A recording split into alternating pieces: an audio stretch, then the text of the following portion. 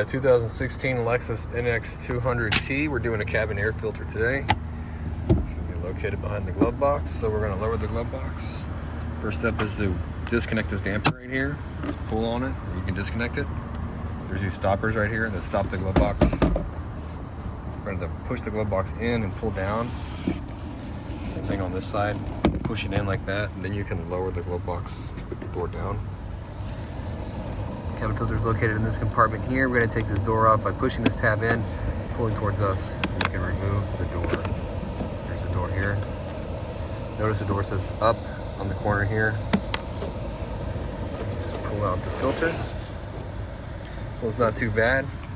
We're going to replace it with a little bit of an upgrade that I got off of Amazon. If you need one, check the description box. I'll have a link that takes you to Amazon where you can get one for your NX. Notice that it has arrows on it. This is airflow direction. And it's going to be down. Just slide this guy in here like this. Move the door, and then we put it in the left side first.